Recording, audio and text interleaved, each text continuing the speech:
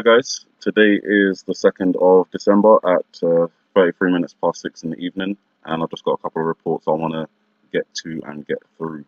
So the US versus Iran, military action on the table, Trump administration says after Senate vote threatens Saudi Arabia support. The United States has warned that conducting military action against Iran is a viable option in dealing with the revolutionary Shiite Muslim power, just one day after senators voted in favor of a measure that would withdraw support for Saudi Arabia. That's in Yemen. State Department Special Representative on Iran, Brian Hook, hosted a press conference on Thursday at Joint Base Anagostia Boiling in Washington, D.C., where an array of allegedly Iranian weapons and military paraphernalia were on display.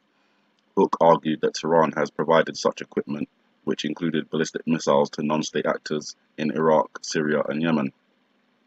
Withdrawing support from Saudi Arabia in terms of Yemen has potential backlash capabilities or possibilities because Saudi Arabia is one of the only Muslim countries bordering Israel that essentially supports Israel, and they support Israel because the United States supports them.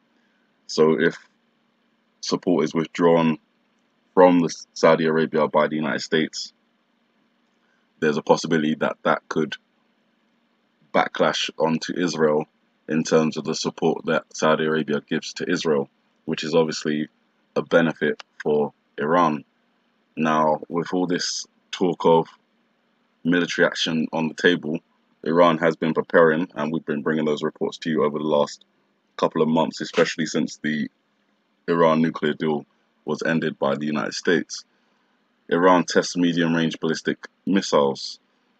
So Secretary of State Mike Pompeo on Saturday said Iran tested a medium-range ballistic missile, violating a United Nations resolution. The launch itself, however, did not appear to determine any capabilities that the US was not aware of, and it did not pose a direct threat, according to a defense official directly familiar with the initial data from the launch. Now, my argument is any medium-range ballistic missile test is going to be a potential threat because those tests are for striking US bases in countries such as Qatar, Iran, Saudi Arabia.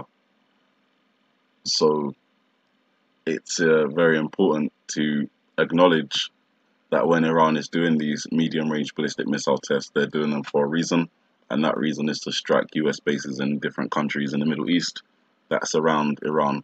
But obviously that's in the event that Iran is attacked or their oil exports are embargoed completely.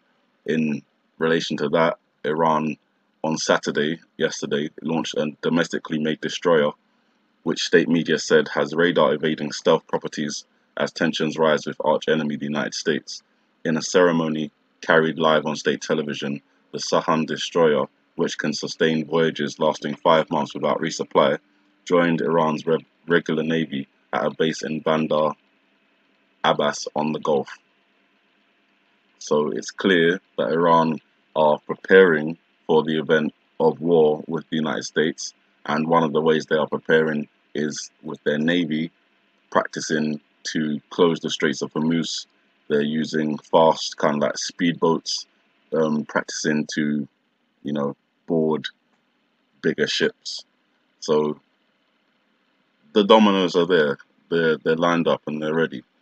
In terms of cutting off their oil supply completely, which it says down here, the United States has said its goal is to reduce Iran's oil exports to zero. Hardly possible. China, Iran solve oil payments problem without risking US sanctions breach. It's a similar thing to what the EU has done, setting up a payment that circumvents the US dollar, thereby enabling them to continue trade with Iran without risking sanctions on themselves.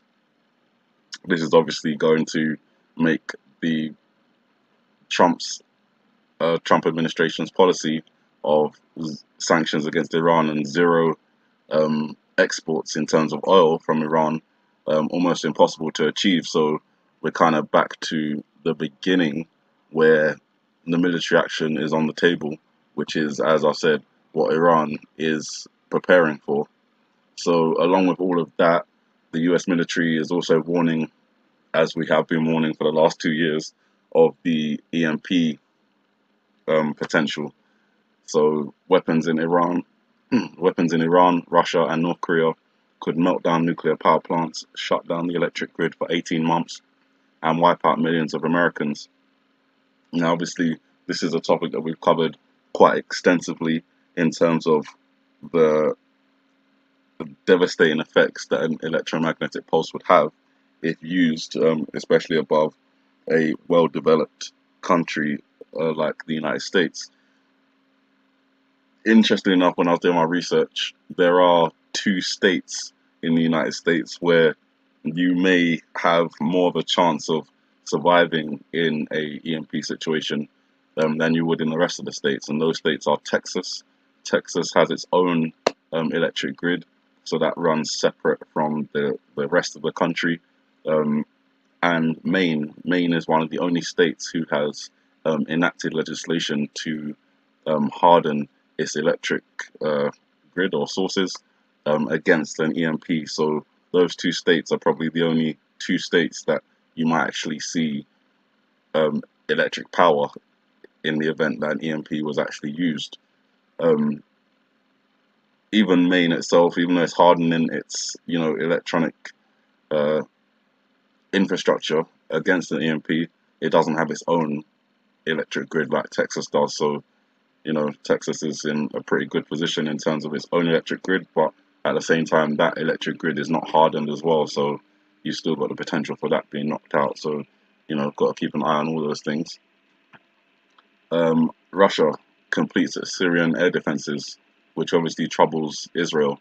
Now, Israel have launched one attack on in Syria since the S-300 air defense system was used, and the result of that attack was Syria saying that it's downed hostile targets, those being Israel's Air Force, in a suspected Israeli attack.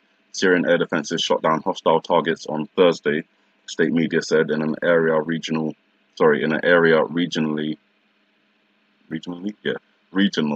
intelligence sources said contains Iran-backed assets. Sorry, I don't know what happened there.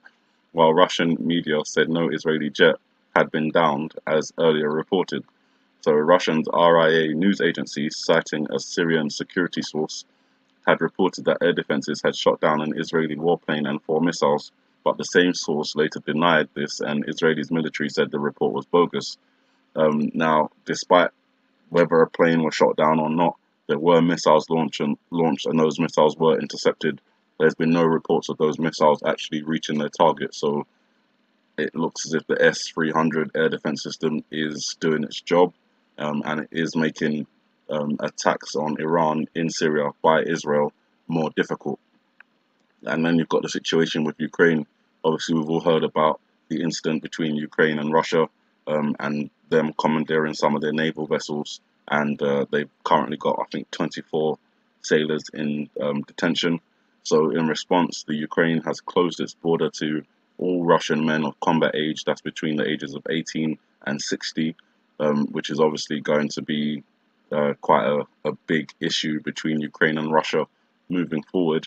And at the same time, Ukraine says that Russia is gathering tanks on their border, so it activated sweeping martial law powers in most of the country, obviously meaning that they have military police on the streets, there's a curfew, and this is all in preparation for what Ukraine says is the threat of a full-scale war.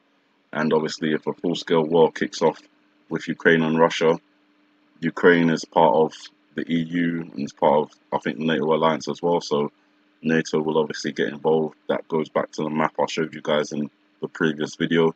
And that map was taken from the 2012 Chinese Euro football advert. Obviously, it's pretty weird for them to have football mixed in with scenes of war, but a lot of these animations have been used to depict such things because they can control exactly what they want to show you, whereas in obviously real life there's things that you can't do. So the benefits of animation and CGI give them more control over the information that they want to share. That brings me to the end of the video. keeping eyes on the potential for war kicking off with Iran still, and then blocking the Straits of Hormuz, leading to oil prices and whatnot skyrocketing. The demand for oil obviously would be increasing, but there wouldn't be so much supply, so the price would have to go up. We're looking out for the situation with Ukraine as well, seeing if that escalates any further. Obviously, there's been more news over the last couple of days. George Bush Sr. passing away. I've